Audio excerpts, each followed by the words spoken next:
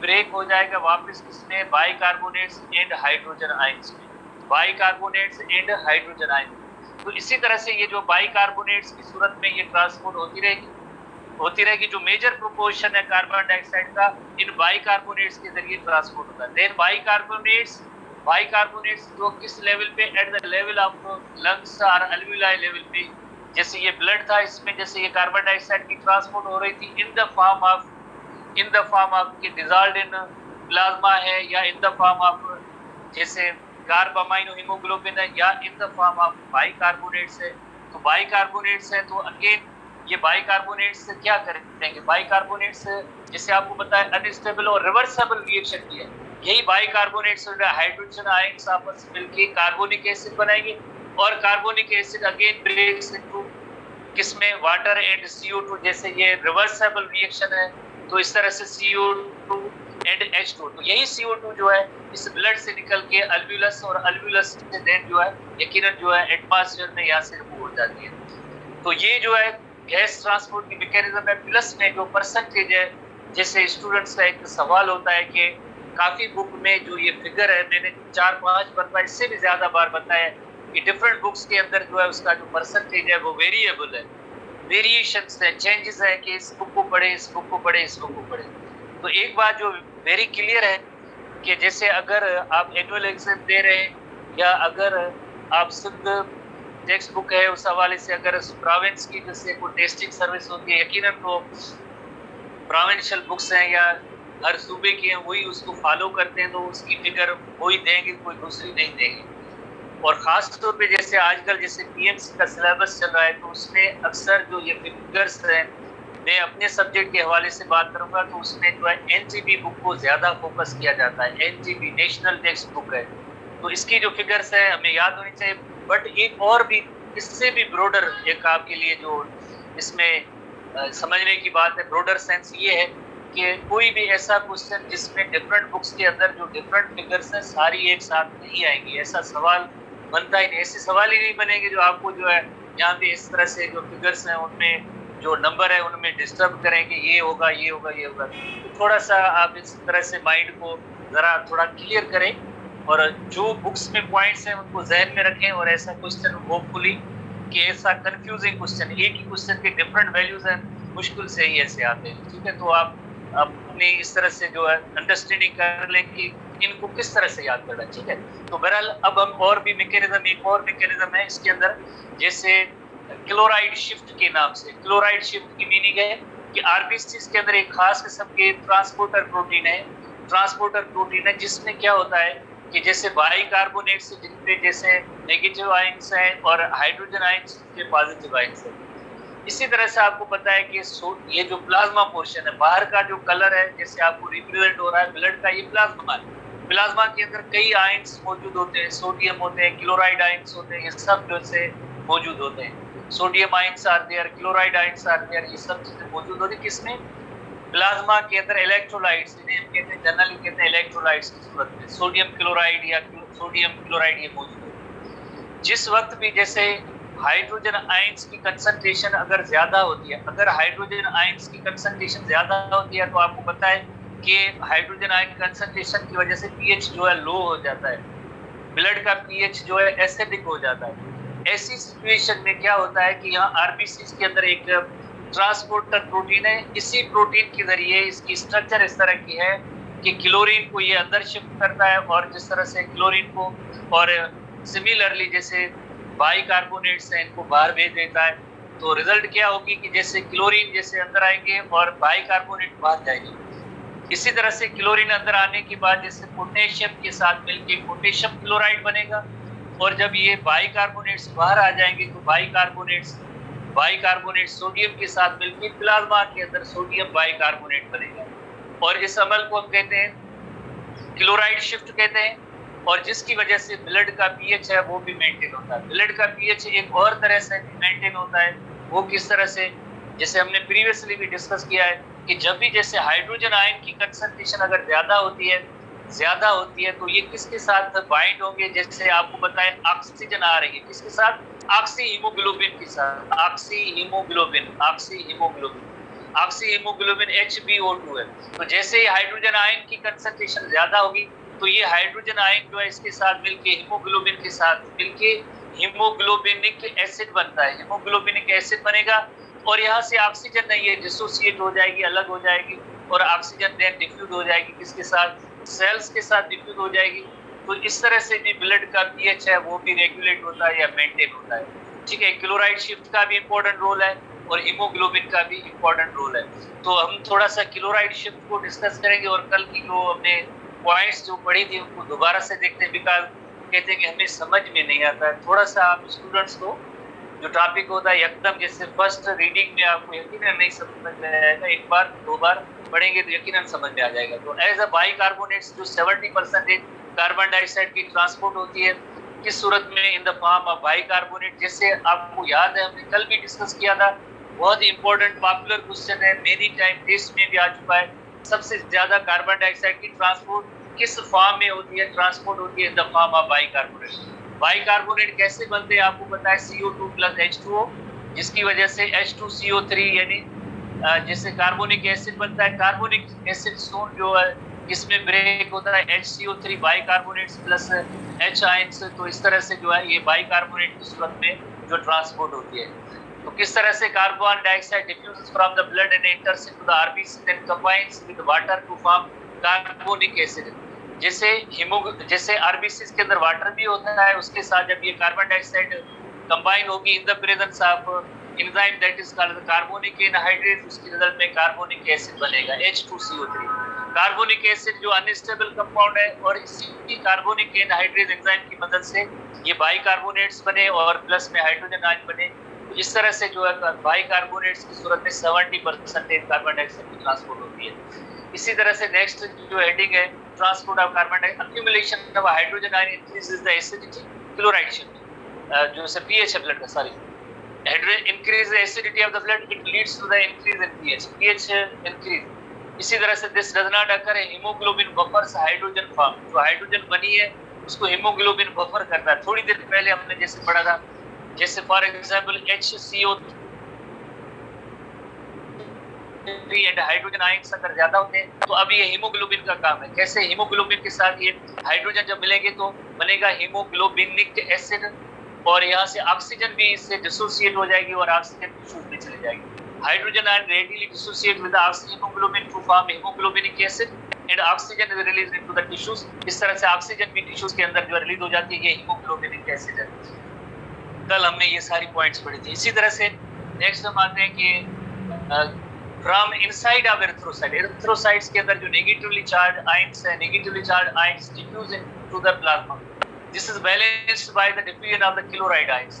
Chloride ions in the opposite direction. This is achieved by bicarbonate chloride carrier protein और ये RBC की membrane के अंदर मौजूद है। ऐसा प्रोटीन, कैरियर प्रोटीन आरबीसी की मेम्ब्रेन के अंदर मौजूद है।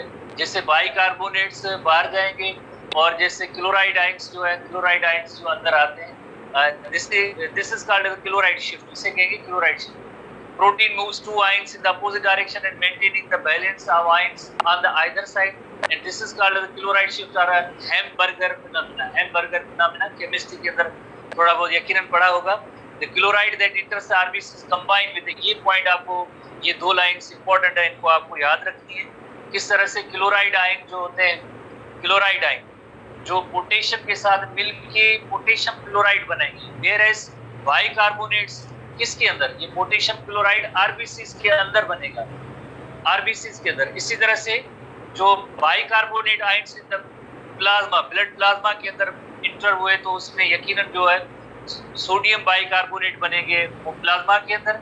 ये हमारे एनटीबी बुक के अंदर वेरी इंपॉर्टेंट पॉइंट है जिसको आप नोट करेंगे क्लोराइड शिफ्ट के हवाले से। और इस तरह से पीएच जो मेंटेन होता है, ब्लड का पीएच है 7.4।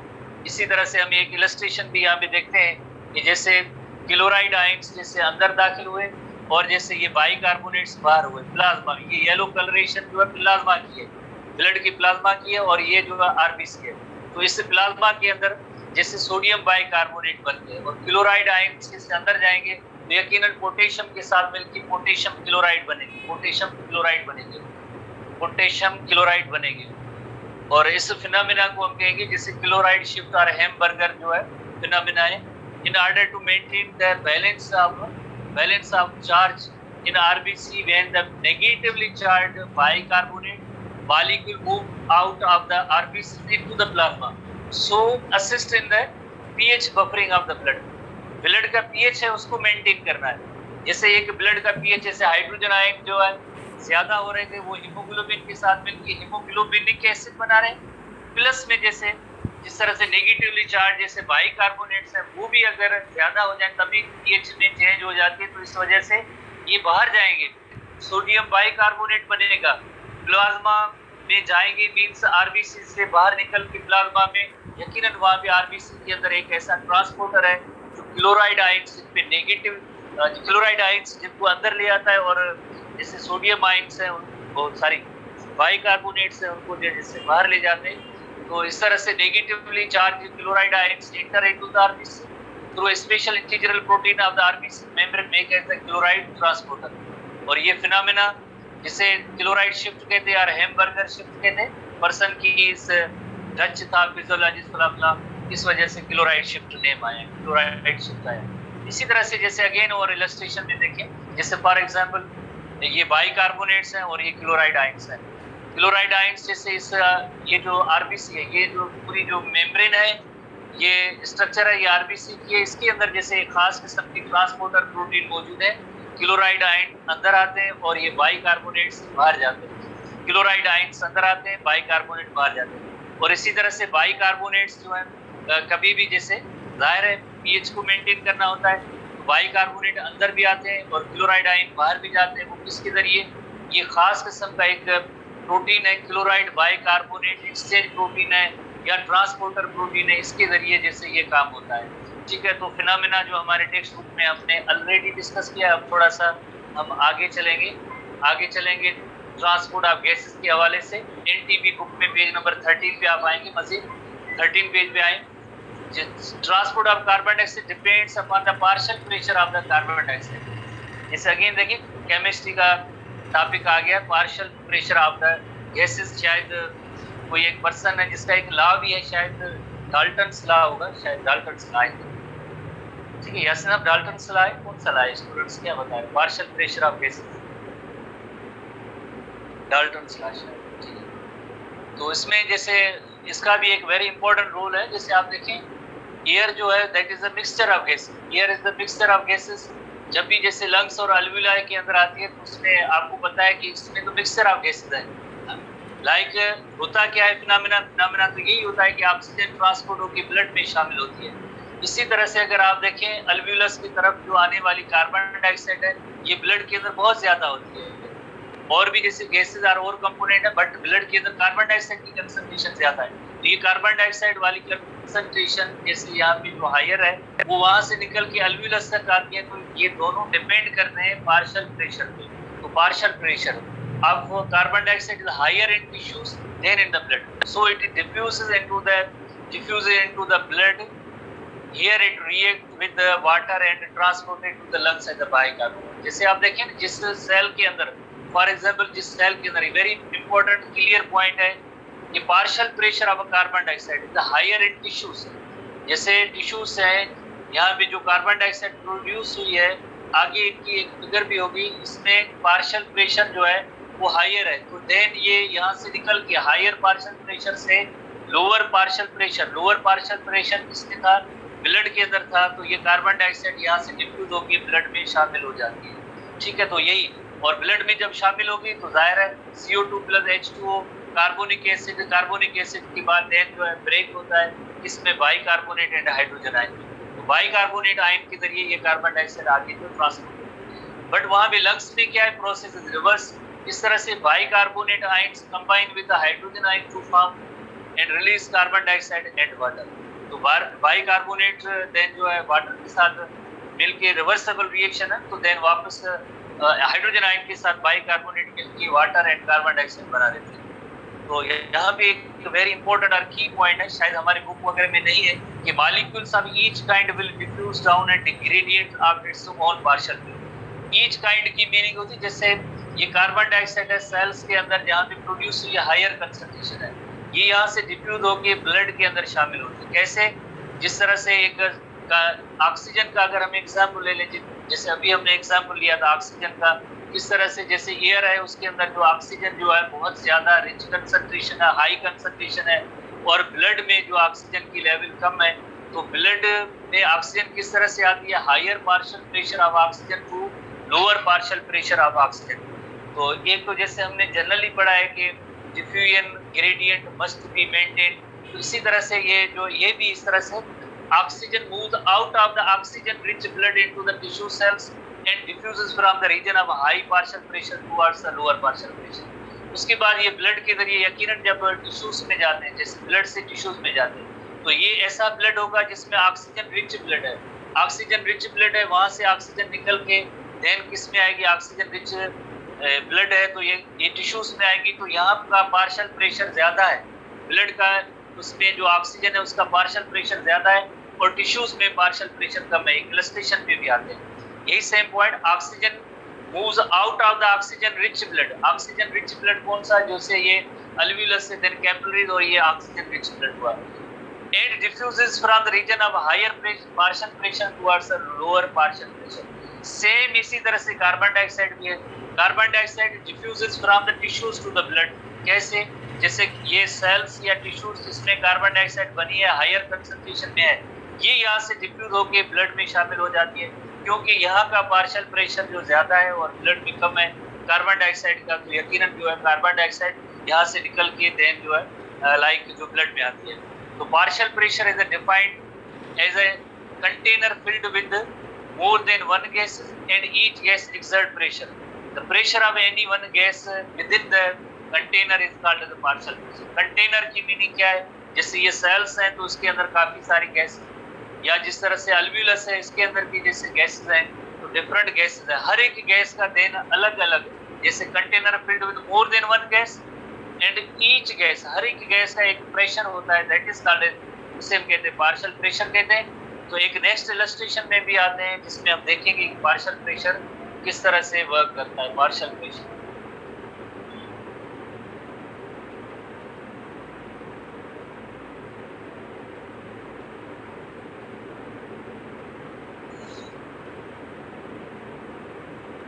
ठीक है, about 23% of carbon dioxide is carried in the carboxyhemoglobin and combined with when the partial pressure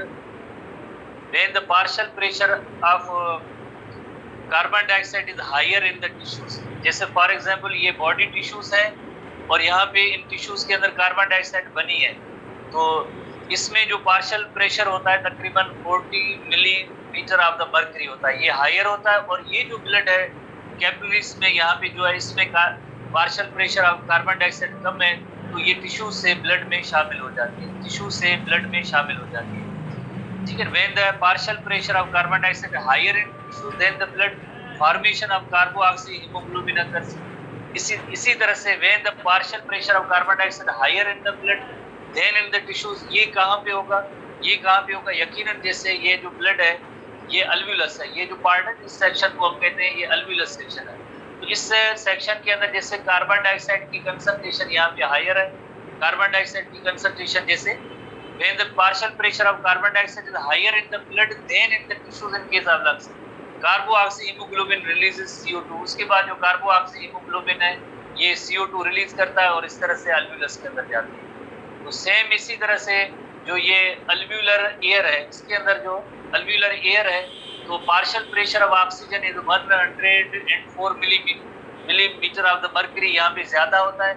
और ब्लड है उसमें जैसे पार्शियल प्रेशर जैसे उसका यकीनन जैसे कम होता है तो हायर से लोअर कंसंट्रेशन में इस तरह से फिनोमेना। बट हमारे बुक के अंदर इतनी पॉइंट्स ज़्यादा नहीं है, हम सिर्फ जैसे जो टेक्स्ट बुक के हवाले से कुछ एक पॉइंट्स हैं उनको देखेंगे।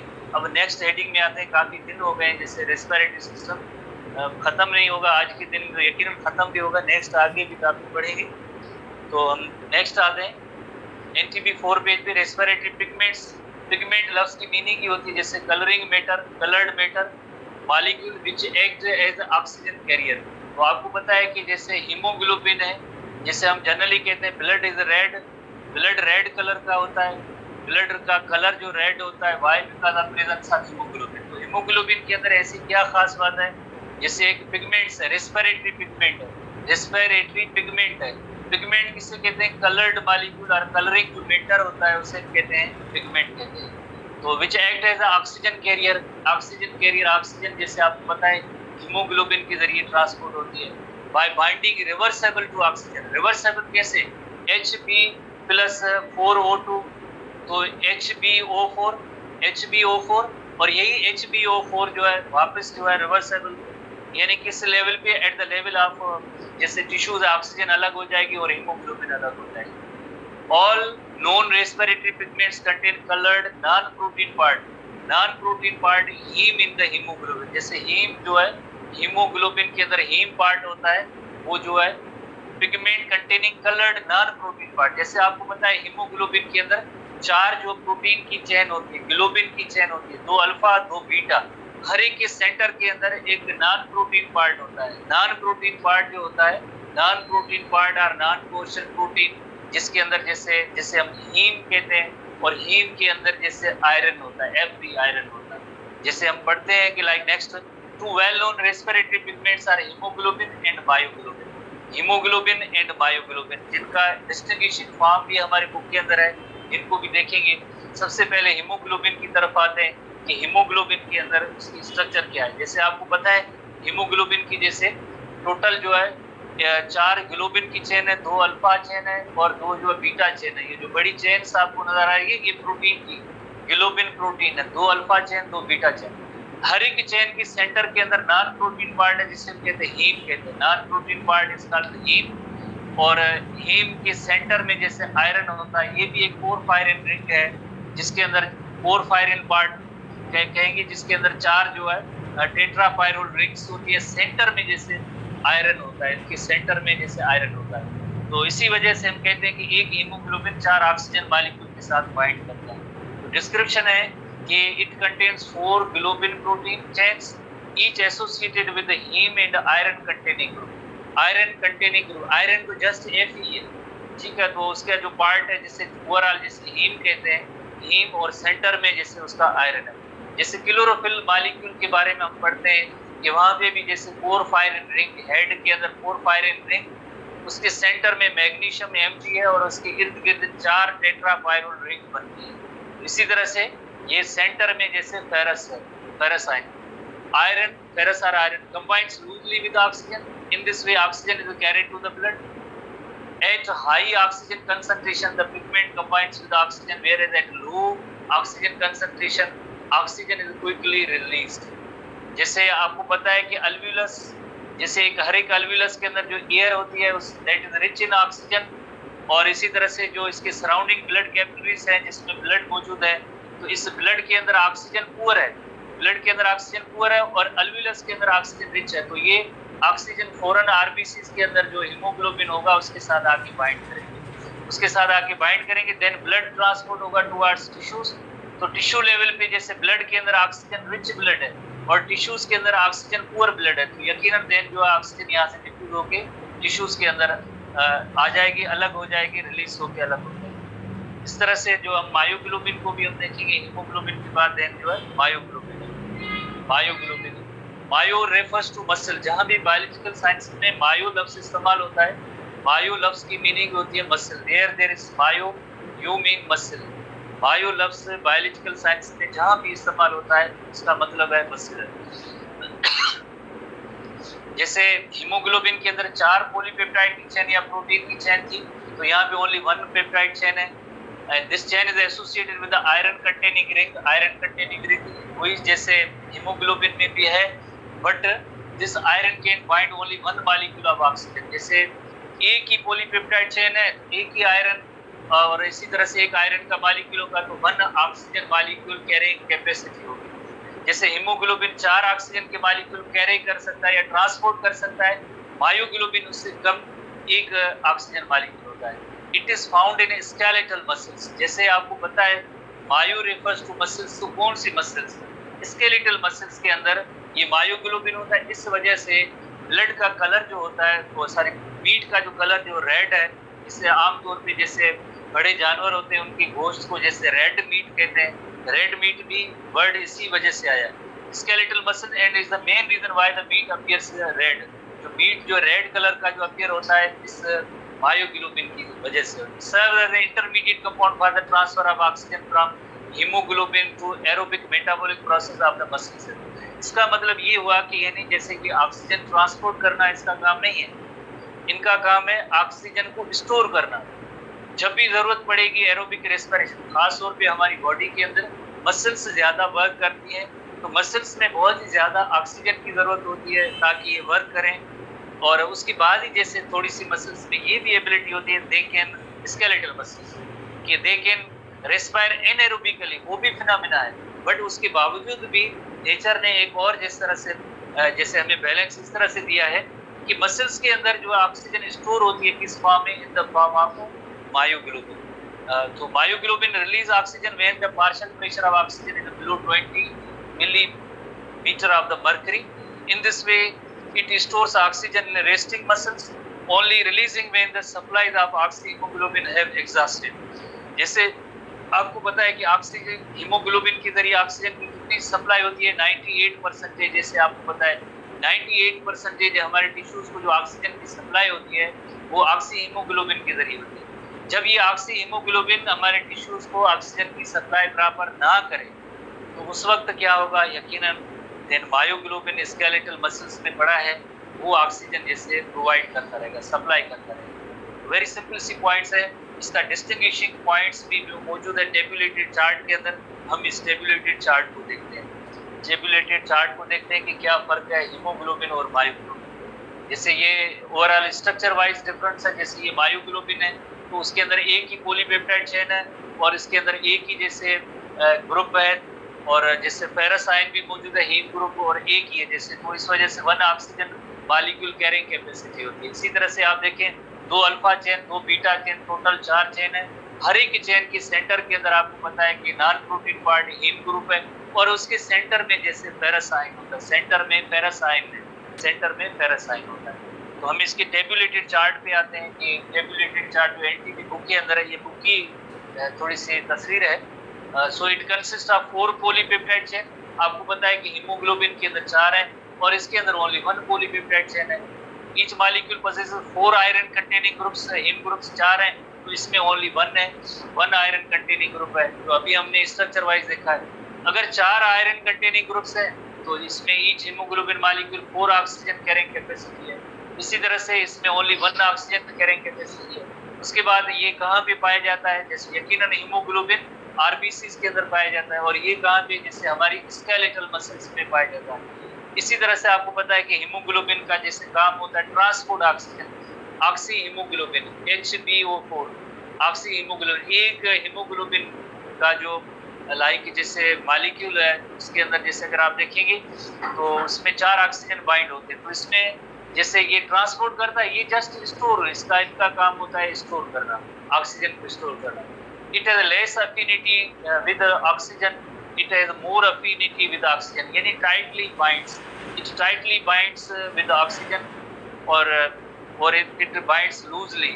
तो इस वजह से हम इसे कहते हैं लेस अफिनिटी विद ऑक्सीजन, क्योंकि जिस वक्त भी ऑक्सीजन पुअर जो टिश्यूज होते हैं तो वहाँ पे ये डिसोसिएट हो जाता है, जल्दी एकदम डिसोसिएट हो जाता है हीमोग्लोबिन और ऑक्सीजन प्रोवाइड कर देते हैं टिश्यूज को, कर देते हैं, क्योंकि इनका काम जो स्टोरेज का होता है। तो इस वजह से जो है ये tightly bind, they are tightly bind with muscles. तो जब भी ज़रूरत पड़ती है तो देन जो है यकीनन जैसे ये वो ऑक्सीजन प्रोवाइड करते हैं। It loses oxygen at partial pressure of 60 mmHg। ऐसी फिगर्स है याद करना बहुत ज़रूरी है, ट्रोकिन टाइप के सवाल होते हैं। और इसी तरह से it loses oxygen at the partial pressure of 20 milligram of mercury. ठीक है, ये 2 फिगर्स हैं जिनको आपको याद करनी है, वेरी इंपॉर्टेंट क्वेश्चन है। तो इस तरह से जो ये हमारा चैप्टर जो है रेस्पिरेटरी सिस्टम जो है ख़त्म हुआ, और उसके बाद डिसऑर्डर्स हैं। डिसऑर्डर्स कभी जैसे आते हैं, नहीं भी आते, बट हम पढ़ रहे हैं। ठीक है, टेस्ट में जीटी में हम भले इनको ना दें, इंक्लूड ना करें कभी, जैसे इस वक्त जो आपकी जो नेक्स्ट जीटी है जो जीआईटी डिसऑर्डर है उसमें सवाल हम नहीं रख रहे हैं। बाकी जो सेक्शन है वो आप सब याद करें, तो बट आप पढ़ना ज़रूरी है। और यासिन साहब, जेठान साहब एंड मुजीब रहमान साहब, आप अपने सेक्शन के अंदर ये जो आपने जो पीडीएफ तैयार किया है जो रेस्पिरेटरी सिस्टम का, वो आप अपने स्टूडेंट्स को भेज। बट अब हम जैसे हम डिसऑर्डर्स ऑफ एनटीबी के हवाले से जो रेस्पिरेटरी सिस्टम के डिसऑर्डर है हम इनको डिस्कस करते हैं। एक डिसऑर्डर जैसे अपर रेस्पिरेटरी ट्रैक्ट के हैं। अपर रेस्पिरेटरी ट्रैक्ट जैसे आपको पता है शुरू में हमने पढ़ा था कि अपर रेस्पिरेटरी ट्रैक्ट के अंदर जैसे एक्सटर्नल नॉस्ट्रल्स और उसके बाद नेजल कैविटी है, नेजल कैविटी के बाद इंटरनल नॉस्ट्रल्स, इंटरनल नॉस्ट्रल्स के बाद जो फेरेंक्स तक जो पार्ट है इससे हम कहते हैं upper respiratory tract. But sometimes इससे लैरिंग्स को भी इंक्लूड करते हैं, बट हमारे बुक के अंदर अप टू द फेरेंक्स है। फेरेंक्स पार्ट तक जो अपर रेस्पिरेटरी ट्रैक्ट है और देन लोअर रेस्पिरेटरी ट्रैक्ट है, देन फेरेंक्स के बाद जैसे जो लैरिंग्स एंड ट्रैकिया है वो आगे जो है लोअर रेस्पिरेटरी ट्रैक्ट करता है। अपर रेस्पिरेटरी ट्रैक्ट के इन्फेक्शन के हवाले से एक है साइनोसाइटिस। जैसे अक्सर जो लफ्ज होते हैं जैसे आइटिस में जो एंड होते हैं यकीनन ये ऐसे डिसऑर्डर्स के नेम होते हैं जिसमें खास तौर पे स्वेलिंग और इन्फ्लेमेशन होता है। स्वेलिंग और इन्फ्लेमेशन इन फिनोमेना होता है, इनमें खास तौर पे स्वेलिंग और ये डिसऑर्डर को शो करते हैं। जैसे अगर आप देखें साइनोसाइटिस, तो पहली बात कि साइनसिस हमें नोट करने चाहिए। साइनसिस कहते किसे, जैसे ये साइनसिस जो होते हैं एक्चुअली फेशियल जो बोन्स हैं ये इसके अंदर जैसे और स्कल के रीजन के अंदर काफी सारे इसमें जैसे होल्स हैं, गैप्स हैं, जिन्हें हम कहते हैं साइनस कहते हैं।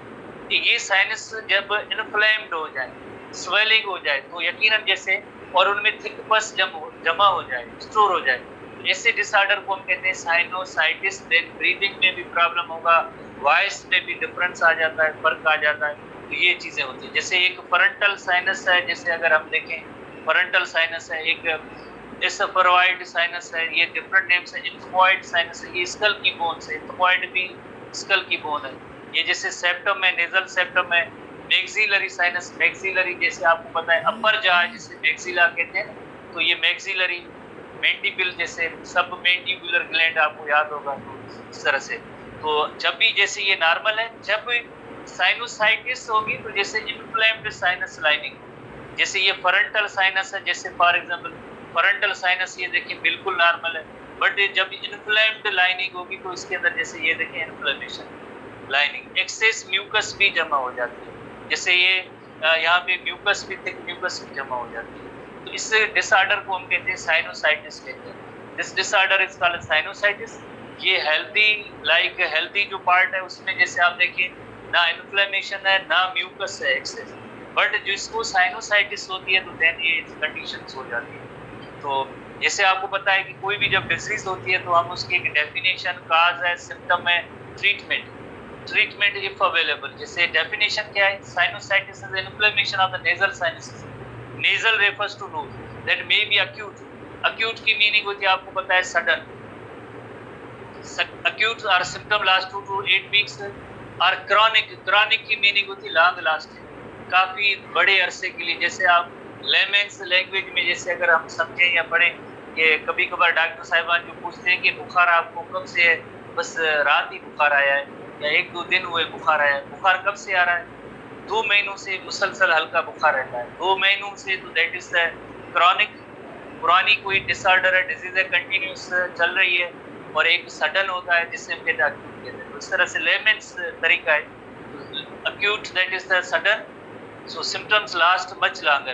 The sinuses are holes in the skull bones and the facial bones. ठीक है, sinuses जैसे उसकी मीनिंग ही होती है गैप, कैविटी और होल कहते हैं। उसकी लिटरेरी मीनिंग जैसे अगर हम साइनस से ऐसे लफ्ज बायोलॉजिकल टर्म है, मेडिकल टर्म है, अगर इसको कॉमन वर्ड्स में हम जैसे इसको ट्रांसलेट करें तो होल लफ्ज इस्तेमाल होता है। काज क्या है, काज बाय कोल्ड या वेट क्लाइमेट। अक्सर जैसे लोग होते हैं जैसे फॉर एग्जाम्पल पाकिस्तान के अंदर इस्लामाबाद और आगे की रीजन है, जब इसमें जैसे कोल्ड वेदर भी हो जाते हैं तो देन अक्सर लोगों को ये ऐसी कंडीशन डेवलप हो सकती है।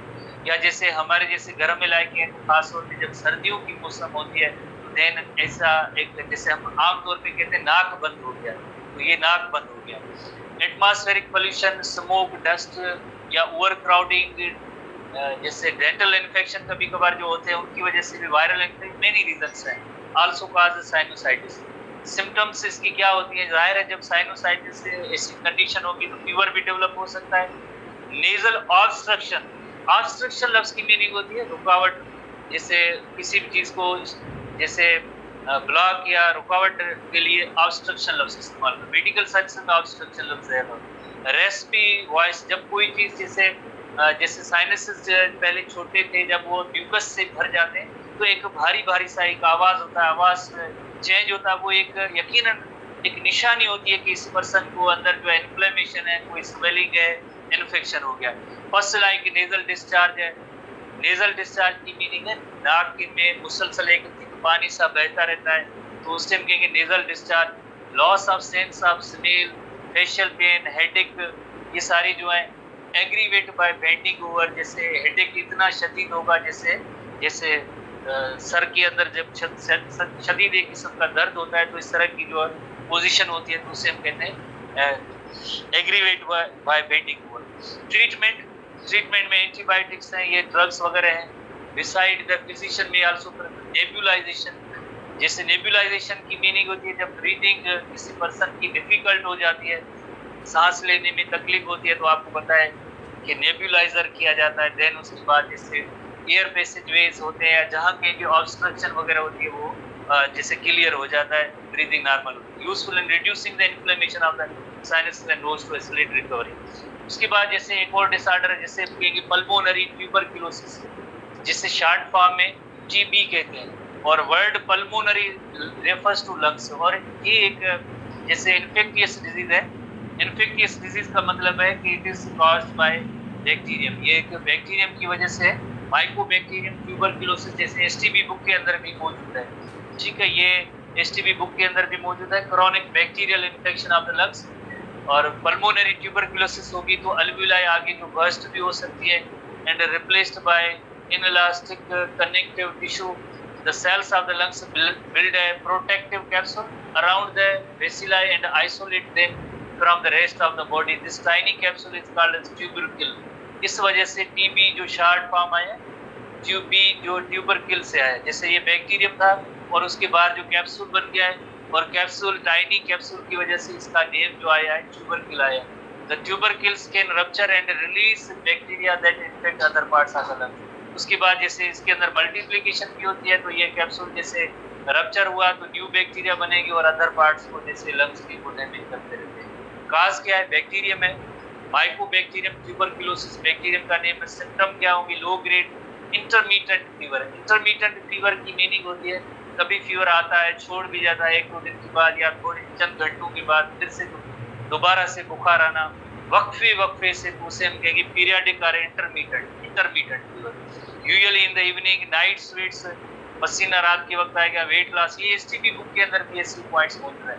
एनोरेक्सिया की मीनिंग होती है लॉस ऑफ एपेटाइट। एपेटाइट की मीनिंग होती है desire to eat, appetite, loss of appetite यानी खाने की तलब या एहसास, वो भूख का एहसास खत्म हो जाए, ऐसे होता है। Depression, weakness, cough with sputum.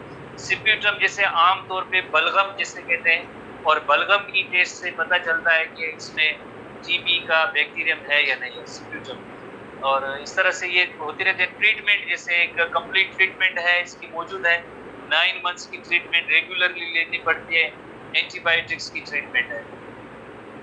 Daily observed treatment short course DOTS short form में बरल। ये ट्यूबरक्लोसिस और टीबी है, उसमें जैसे टीबी की जो लंग्स है, जैसे शुरू में जैसे आप देखें थोड़े से बैक्टीरिया थे, तो अगर इन्फेक्शन आगे बढ़ता जाता है तो आगे जो अल्वियोलाई सारी रप्चर होती है। ठीक है, तो ये टीबी ट्यूबरक्लोसिस। उसके बाद जैसे लंग कैंसर है, लंग कैंसर जैसे एसटीबी में भी मौजूद है, तो उसके डिफरेंट रीजंस है। एक मैलिग्नेंट ट्यूमर है which develop due to uncontrolled cell division. तो एक चीज आपके जहन में होनी चाहिए, जैसे आप सबको पता है कि कैंसर कोई इन्फेक्टियस डिजीज नहीं है, इट इज एबनॉर्मल और अनकंट्रोल्ड सेल डिवीजन। एबनॉर्मल और अनकंट्रोल्ड सेल डिवीजन, नॉर्मली जो सेल साइकिल होता है, एक सेल में से 2 सेल बनते हैं, माइटोटिक एक्टिविटीज होती है। बट जब एबनॉर्मल सेल डिवीजन होगी तो रिजल्ट क्या होगा कि एक सेल में मेनी सेल्स बन जाएंगे, एक सिंगल सेल में बहुत ही ज्यादा सेल्स बन जाते हैं। इस एबनॉर्मल सेल डिवीजन को, अनकंट्रोल्ड सेल डिवीजन को हम कहते हैं कैंसर कहते हैं। और देन कैंसरस सेल क्या करेंगे, जो नॉर्मल दूसरे सेल्स होते हैं उनकी सबकी न्यूट्रिएंट्स ले जाते हैं, और इस वजह से हम कहते हैं, जैसे हमारे एसटीबी बुक में इंटर क्लास में ये वेरी क्लियर लिखा हुआ है, न्यूट्रिटिव डेथ होता है। सेल्स का न्यूट्रिटिव डेथ होता है, बिकॉज एबनॉर्मली सेल्स की जो तादाद बढ़ जाएगी वो बाकी जो सेल्स होंगी उनकी न्यूट्रिशन ले जाएंगी, इस वजह से न्यूट्रिटिव डेथ होता है। इंटर क्लास एसटीबी चैप्टर 7 के अंदर ये पॉइंट मौजूद है। उसके बाद इसका मेन रीजन जैसे एक स्मोकिंग है, सिगरेट है, एक सिगरेट के अंदर 4000 से भी ज्यादा पॉइजनस केमिकल मौजूद होते हैं। तो स्मोकिंग तो मेन रीजन है जिसमें लंग कैंसर होती है।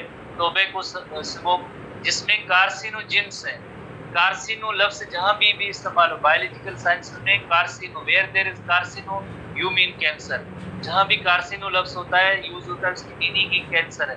जेन की मीनिंग है काजिंग, कैंसर काजिंग, यानी जो ये स्मोक है, टोबैको स्मोक है, ये कैंसर काजिंग है, कैंसर का सबब बनती है। और भी जैसे पॉइजनस केमिकल है जिसमें एमसी2 है, आर्सेनिक है, रेडिएशंस है, गामा एक्सरेज और सन के अंदर या compound in car exhaust, all are the examples of carcinogens, यानी ये सारे रीजंस हैं जो कैंसर करा सकते हैं। सिम्टम्स में थिकनिंग एंड कैलसिंग, यानी over growth of the callus, callus जो होता है, कैलस लफ्ज है, जैसे एक थिकनिंग होती है उसे हम कहते हैं कैलस, कहते हैं कैलसिंग, और lining the bronchi and then there is the loss of cilia, ये बहुत ही इंपॉर्टेंट पॉइंट है। जैसे हमारे एसटीबी बुक के अंदर भी जैसे मौजूद है, जैसे ट्रेकिया और विंड पाइप जो होती है उसमें mucus producing cells, goblet cells भी मौजूद हैं, गोबलेट सेल्स जो म्यूकस प्रोड्यूस करते हैं, प्लस में यहाँ पे सीलिएटेड एपिथेलियल सेल्स भी।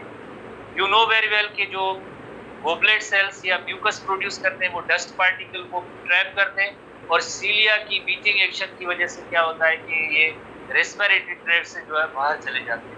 बट ये ऐसे केमिकल्स जो कार्सिनोजेनिक के नेचर होते हैं, ये गोबलेट सेल्स को भी डैमेज करते हैं, सीलिया को भी डैमेज करते हैं। देन क्या होगा, ये जो क्लींजिंग मैकेनिज्म है लंग्स को क्लियर रखने के ये खत्म हो जाती है। फिर क्या होता है, जितने भी ऐसे केमिकल्स होते हैं, डस्ट पार्टिकल्स होते हैं, वो सब सेटल डाउन हो जाते हैं, किसमें लंग्स में हो जाते हैं। तो देन जो है ये जो थिक और एबनॉर्मल जो जैसे लाइनिंग बन जाती है, और देन रिजल्ट में एबनॉर्मल सेल डिवीजन होती है। तो इनका जो मेन रीजन है जो खास तौर पे cilia, that is prevent the dust and dirt from settling in the lungs. तो लंग्स तक डस्ट है या ऐसे पार्टिकल को पहुंचने नहीं देती ये सीलिया और म्यूकस जो है।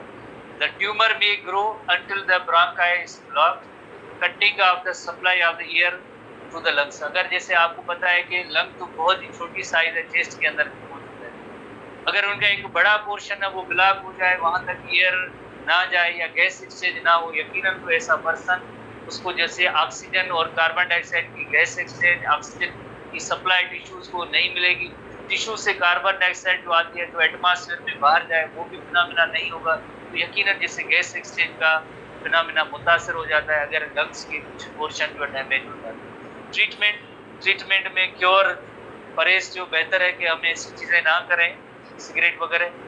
नीमोक्टोमी, एक्टोमी जैसे लफ्ज जो जहाँ पे भी लफ्ज इस्तेमाल होता है उसकी मीनिंग होती है रिमूव और कट, रिमूव और कट, कट करें, रिमूव करें, निकाल दें। नीमो रेफर्स टू लंग्स, अगर लंग का वो पोर्शन जिसके अंदर वो ट्यूमर या कैंसर है उसी पोर्शन को भी कभी कभार निकाल दें, बिकॉज जो कैंसर की जो इलाज है उसमें पहला इलाज कीमोथेरेपी है। कीमोथेरेपी की मीनिंग होती है केमिकल्स के जरिए ट्रीट करना। जो कैंसरस सेल्स हैं जहाँ पे एबनॉर्मल सेल डिवीजन हो रही है उस सेल डिवीजन को स्टॉप करना है, कीमोथेरेपी। दूसरा तरीका होता है रेडियोथेरेपी, रेडिएशंस के जरिए ट्रीटमेंट करें, दैट इज कॉल्ड रेडियोथेरेपी। जब ये लेवल जैसे बढ़ जाती है कैंसर की तो यकीनन किसी पर्सन की जो हयाती या जिंदगी जो डॉक्टर साहिबान बचाना उनका जो पहली प्रायोरिटी होती है, तो उस पार्ट को इवन कट भी कर लेते हैं ताकि ये जो है स्प्रेड ना हो, एक टिश्यू से दूसरे टिश्यू में स्प्रेड ना हो। तो इस वजह से वो पार्ट, वो सेक्शन, वो लोब जो जहाँ पे कैंसर है उस पार्ट को ही कट कर देते हैं, जिससे हम कहेंगे नीमेक्टोमी। जैसे इक्टोमी लफ्ज की मीनिंग ये होती है जैसे रिमूव और कट करना, pneumo refers to lungs, pneumo refers to lungs. तो हम थोड़ा सा देखते हैं कि जैसे ये ओवरऑल सिम्टम्स है हमारे यहाँ काम की चीज़ें नहीं है, बट ये आप देख सकते हैं कि ये जो खास तौर पे ब्रांकस से स्टार्ट हुआ है, ये जैसे एबनॉर्मल सेल डिवीजन हुई है तो ये लंग्स है। जैसे ये हेल्दी लंग है और ये यहाँ पे जैसे ट्यूमर डेवलप हो रहा है, तो इतनी ज़्यादा ज़रूरत नहीं है। और उसके बाद जब नीमेक्टोमी जैसे करेंगे तो यकीनन जैसे इस ये पार्ट है, जैसे ये जो है cancer in the lower right lobe of the lung है, तो आप देखें जो सेक्शन जो कट कर दिया आफ्टर लोबेक्टोमी। इक्टोमी लफ्ज की मीनिंग है कट है, लोब ऑफ द लंग इसको कट कर दिया, ये लोब जो है, तो इस तरह से भी होता है, ये भी लोब इसको रिमूव कर दिया, रिमूव किया जा सकता है। तो आखिरी जैसे एसटीबी बुक के हवाले से है, एसटीबी बुक के हवाले से एम्फाइसीमा एक जैसे कंडीशन है, एसटीबी बुक के अंदर आप आएंगे, टेक्स्ट बुक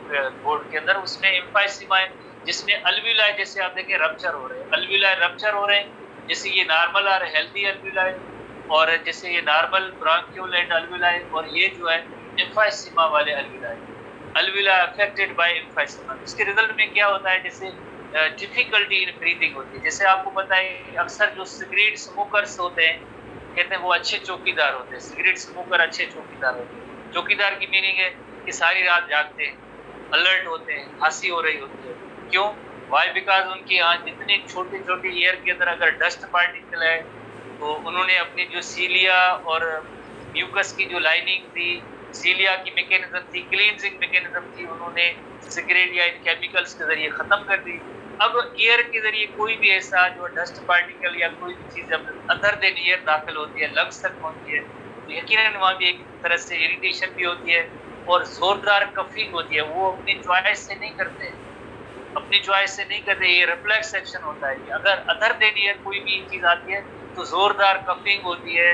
कफिंग होने से क्या होता है, कफिंग रिफ्लेक्स भी एक फायदेमंद है कि वो चीज जो है कफ के जरिए, पावरफुल कफिंग के जरिए बाहर आए। तो इस तरह से पावरफुल कफिंग की रिजल्ट में आगे चल के क्या होता है, अल्वियोलाई जो रप्चर हो जाती है, बस्ट हो जाती है।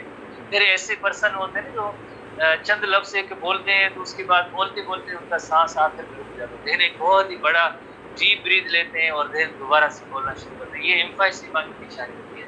जाहिर है जब ऑक्सीजन की सप्लाई आगे नहीं मिलेगी, खासतौर पे ब्रेन को, ब्रेन टिश्यूज को, तो देन ऐसा पर्सन जो स्लगिश हो जाता है, लेजी हो जाता है, इरिटेबल हो जाता है, ये निशानियां होती हैं जैसे यकीनन एम्फाइसीमा की। आखिरी एस्मा, आखिरी डिसऑर्डर है जिसे हम कहते हैं एस्मा कहते हैं। जैसे ये एस्मेटिक लंग्स है, जिसे आमतौर पे जैसे हम इस लेमेंस लैंग्वेज में इसे कहते हैं अस्थमा कहते हैं, बट इसका जो सही लफ्ज है एस्मा, प्रोनाउंसिएशन है एस्मा, एस्मा, एस्मा, अस्थमा नहीं है। जैसे डॉक्टर कहें या हम कहें, हमारी अपनी मर्जी जो कहें, बट करेक्ट प्रोनाउंसिएशन इसकी है एस्मा।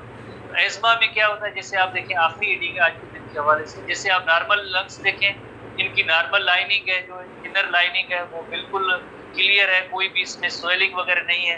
एयर पैसेज वे है, जो एयर वे है बिल्कुल ओपन है और पास हो रही है।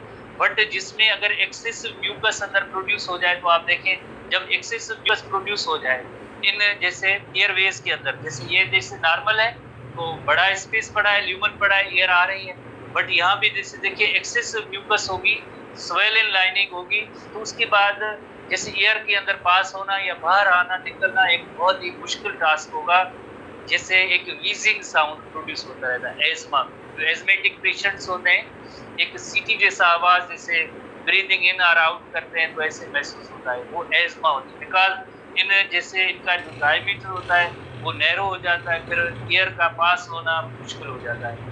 तो यकीनन इसके डिफरेंट रीजंस हैं, जैसे एक एलर्जीज भी होती है या एक हेरिटरी फैक्टर भी होता है, फैमिली टेंडेंसी भी होती है, उसकी वजह से भी है। तो इसके जो है मल्टीपल रीजंस हैं। तो एनीवे, तो यहाँ तक जैसे हमारे यहाँ कंप्लीट हो गए रेस्पिरेटरी सिस्टम के डिसऑर्डर। तो नेक्स्ट कल हम कोई एक नया चैप्टर स्टार्ट करेंगे। आपको पीडीएफ आई थिंक मिल गया होगा, पीडीएफ यासिर साहब, जेठान साहब, मुजीब रहमान साहब सबने दे दिया। Thank you, best wishes.